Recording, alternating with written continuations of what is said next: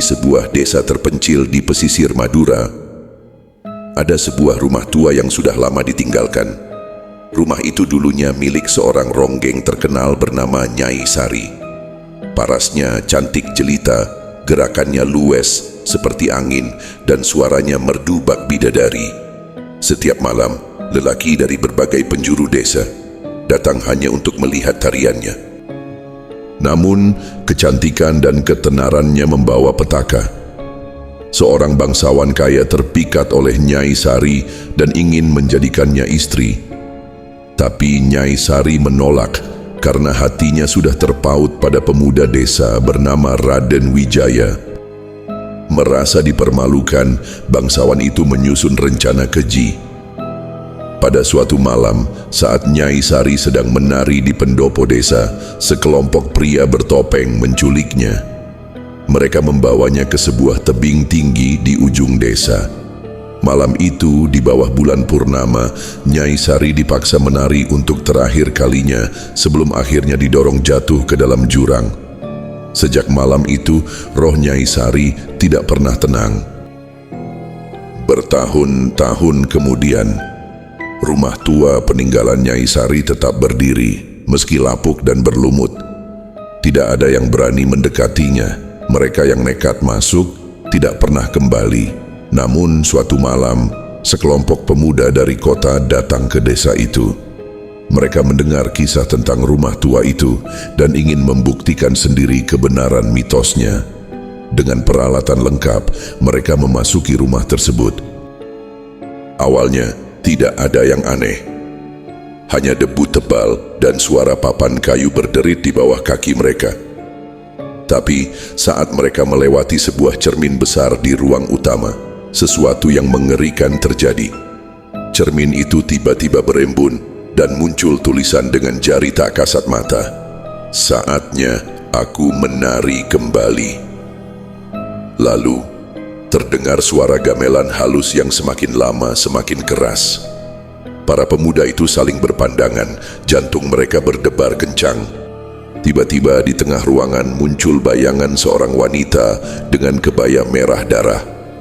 Wajahnya pucat, matanya kosong, dan bibirnya menyunggingkan senyum mengerikan. Perlahan, tubuhnya mulai bergerak, menari dengan lemah gemulai. Namun setiap gerakan tariannya membawa teror. Salah satu pemuda yang merekam dengan kamera langsung terjatuh ke lantai, tubuhnya kejang-kejang. Matanya terbelalak, mulutnya terbuka lebar, tapi tidak ada suara yang keluar. Satu persatu, mereka mulai merasakan sesuatu menarik tubuh mereka, seperti ada tangan tak terlihat yang menggiring mereka untuk ikut menari. Salah satu dari mereka, Arman, berusaha lari ke pintu. Namun, sebelum ia sempat mencapai keluar, sesuatu mencengkeram lehernya dan menariknya ke dalam bayangan. Suara gamelan semakin cepat, semakin keras. Bayangan Nyai Sari kini menghilang, tapi bisikan lirih terdengar di telinga mereka. Kalian akan menemani aku selamanya. Esok paginya, warga desa menemukan rumah itu dalam keadaan kosong. Tidak ada tanda-tanda pemuda-pemuda itu, hanya jejak kaki yang berputar-putar, seolah mereka menari semalaman sebelum akhirnya lenyap tanpa jejak. Sejak saat itu, setiap malam bulan purnama, dari dalam rumah tua itu terdengar suara gamelan dan langkah-langkah tarian, tanda bahwa dendam Nyai Sari masih belum selesai, dan dia masih menari, menunggu korban berikutnya. Malam setelah hilangnya para pemuda itu, desa menjadi semakin mencekam. Orang-orang takut keluar rumah saat matahari terbenam. Anak-anak dilarang bermain di dekat rumah tua itu. Namun di tengah ketakutan yang menyelimuti desa, seorang pria tua bernama Pak Samin merasa ada yang tidak beres. Ia adalah keturunan terakhir dari keluarga yang dulu pernah menjadi penabuh gamelan untuk Nyai Sari. Pak Samin tahu arwah Nyai Sari tidak akan tenang sebelum dendamnya tuntas. Suatu malam ditemani seorang santri muda bernama Fikri, Pak Samin memberanikan diri masuk ke rumah tua itu. Langkah mereka bergema di dalam rumah yang gelap dan berdebu. Lilin yang mereka bawa bergetar seolah takut pada sesuatu yang tak kasat mata. Di tengah ruangan, cermin besar tempat munculnya tulisan gaib itu masih berdiri. Namun kali ini, di permukaannya ada bayangan samar seorang wanita. Pak Samin menggigit bibir. Ia tahu siapa wanita itu. Nyai Sari. "Saya tahu panjenengan masih di sini," bisiknya pelan. Udara di sekitar mereka tiba-tiba menjadi dingin. Cermin itu bergetar dan samar-samar terdengar suara gamelan dari dalamnya. Fikri yang sejak tadi diam mulai berdoa dalam hati. Namun sebelum ia bisa mengucapkan ayat lebih banyak, tiba-tiba suara lirih terdengar dari balik cermin. "Mereka mengambil hidupku, mereka harus membayar." Pak Samin menelan ludah. "Kami tahu, Nyai, tapi mengambil nyawa yang tak bersalah bukanlah jalanmu. Siapa yang kau cari?" Cermin itu semakin bergetar, lalu retak. Dari balik pecahan kaca yang melayang di udara, muncul wajah Nyai Sari. Wajah cantiknya kini berubah mengerikan, matanya kosong, pipinya cekung dan senyumannya menyayat hati. "Cucu bangsawan itu, darahnya masih ada di desa ini." Pak Samin tersentak. Ia tahu maksudnya, leluhur dari bangsawan yang membunuh Nyai Sari masih hidup, seorang keturunan langsung, dan itu berarti kepala desa. Malam itu Kepala Desa Hadi sedang bersantai di ruang tamunya. Ia baru saja menyelesaikan beberapa laporan. Tiba-tiba lampu di rumahnya berkedip-kedip. Dari luar terdengar suara langkah kaki, tapi bukan langkah biasa. Itu suara seseorang menari. Semakin lama semakin dekat. Jantung Pak Hadi berdetak kencang. Tangannya gemetar saat ia meraih ponselnya untuk menelepon bantuan. Namun, sebelum ia sempat menekan tombol apapun, suara gamelan menggema di seluruh rumah. Dan di hadapannya, di tengah ruangan, berdiri sosok seorang wanita berkebaya merah. Nyai Sari. Wajahnya pucat, bibirnya tersenyum dingin. Pak Hadi mundur perlahan, tubuhnya gemetar hebat. Apa yang kau mau?" Suaranya hampir tidak terdengar. Nyai Sari melangkah mendekat, tubuhnya bergerak seperti sedang menari. Darah keturunan bangsawan itu harus membayar. Pak Hadi terjatuh ke lantai, keringat dingin membasahi tubuhnya. "Bukan aku tidak tahu apa-apa." Namun Nyai Sari tidak peduli. Tiba-tiba tubuh Pak Hadi kaku, matanya melotot. Seolah ada kekuatan yang menariknya, kakinya mulai bergerak sendiri, mengikuti gerakan tarian Nyai Sari.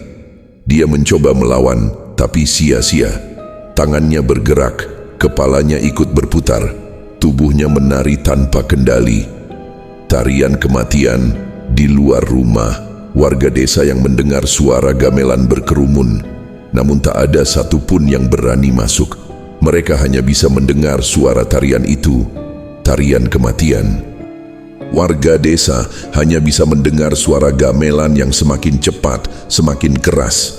Mereka melihat bayangan bergerak di balik jendela rumah kepala desa. Seseorang atau sesuatu sedang menari di dalam sana.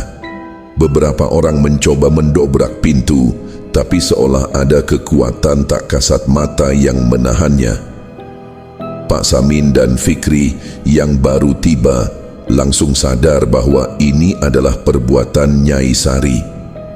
"Kita harus menghentikannya sekarang," teriak Pak Samin. Dengan cepat, ia mengeluarkan segenggam kemenyan dan membakarnya. Asap putih mengepul, memenuhi udara dengan bau menyengat. Pak Samin mulai membaca doa, suaranya bergetar, namun penuh keyakinan. Fikri menggenggam tasbihnya erat. Ia melantunkan ayat-ayat suci, berharap bisa melemahkan kekuatan Nyai Sari. Tiba-tiba, pintu rumah kepala desa terbuka sendiri dengan keras. Di dalam rumah mereka melihat sesuatu yang mengerikan. Pak Hadi masih hidup, tapi tubuhnya tidak lagi dikendalikan oleh kehendaknya sendiri. ia menari, berputar-putar dengan mata melotot dan mulut terbuka lebar, seolah ingin berteriak tapi tak bisa mengeluarkan suara.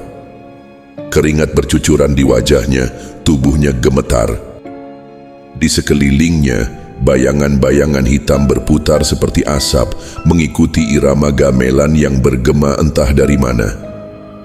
Dan di tengah ruangan berdiri Nyai Sari.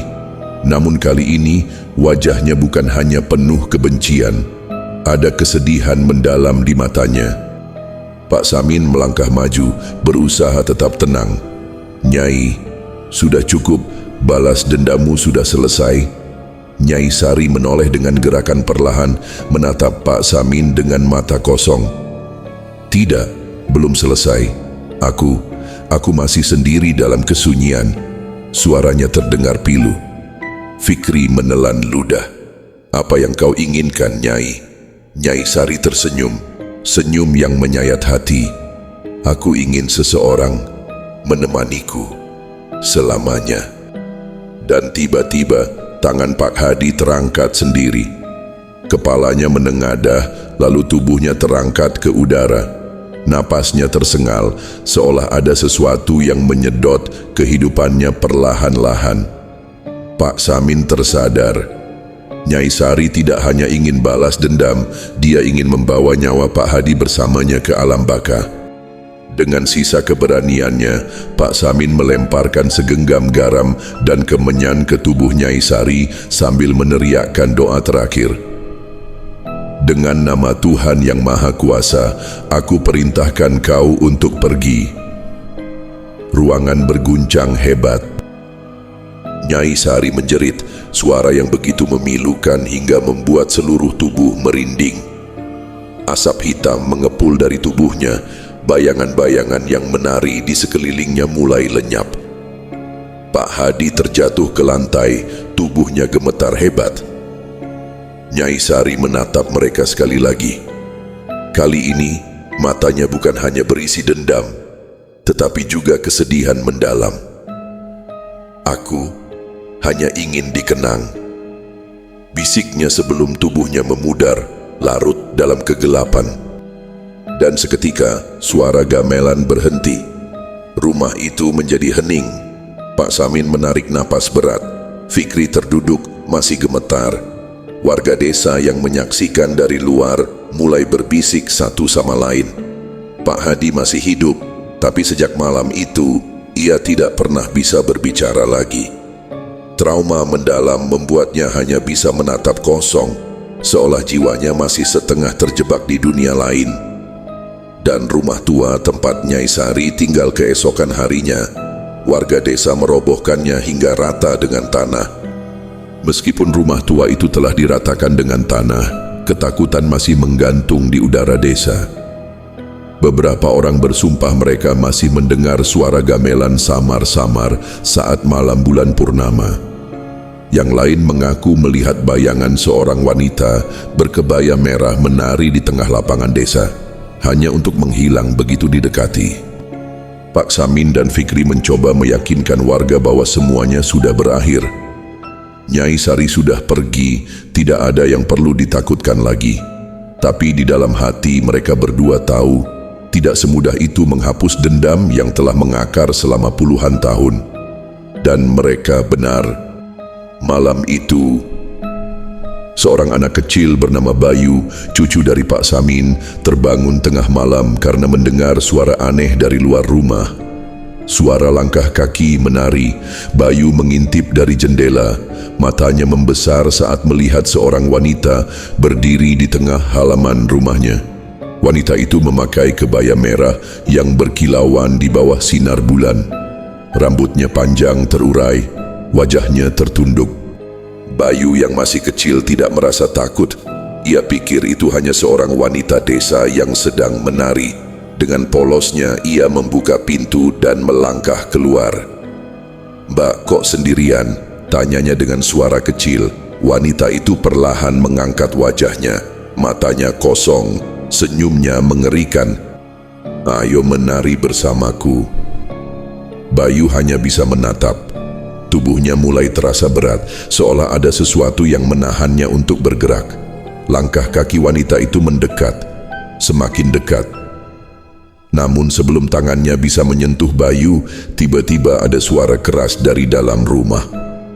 "Bayu, ayo masuk." Pak Samin berdiri di ambang pintu dengan wajah penuh amarah dan ketakutan. Dalam hitungan detik, ia menarik Bayu.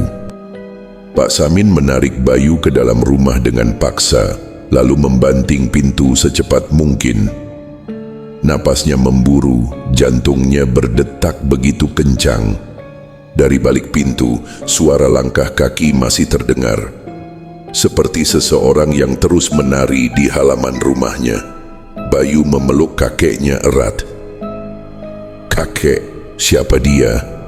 Suaranya gemetar. Pak Samin menelan ludah. Ia tahu Nyai Sari belum pergi. Dia bukan orang, Nak. Dia sudah mati. Suasana rumah terasa begitu dingin. Pak Samin segera meraih seikat daun kelor yang sudah dikeringkan dan menggantungnya di depan pintu. Kemudian ia membakar kemenyan, membiarkan asapnya mengepul di dalam rumah. "Fikri, ambilkan air yang sudah kita doakan tadi," teriak Pak Samin. Fikri yang tidur di kamar belakang segera terbangun dan berlari ke dapur. Tapi saat ia membuka kendi air itu, sesuatu yang mengerikan terjadi. Air di dalam kendi berubah menjadi merah seperti darah.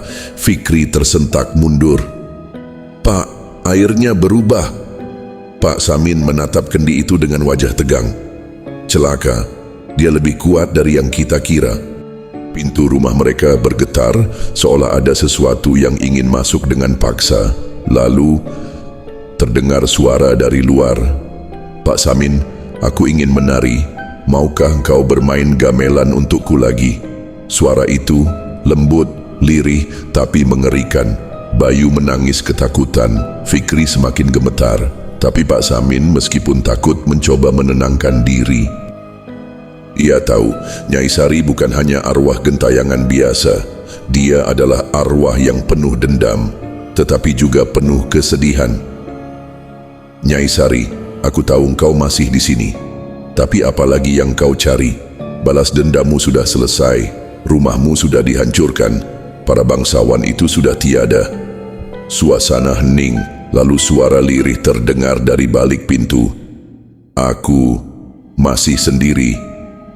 Aku ingin seseorang menari bersamaku selamanya." Dan seketika angin kencang menerjang rumah. Pintu rumah tiba-tiba terbuka sendiri, dan di depan mereka berdiri sosok Nyai Sari dengan kebaya merahnya yang berkilauan. Matanya yang kosong menatap lurus ke arah mereka, senyumnya perlahan melebar. Terlalu lebar untuk ukuran manusia, dan tanpa bisa dicegah, tangan Bayu mulai terangkat sendiri. Kakinya mulai bergerak. Dia mulai menari. Pak Samin dan Fikri berteriak, mencoba menahan tubuh kecil itu, tapi Bayu seolah kehilangan kesadaran. Matanya kosong, bibirnya tersenyum, senyum yang sama seperti Nyai Sari. Nyai Sari ingin mengambilnya. Pak Samin tak punya pilihan lain.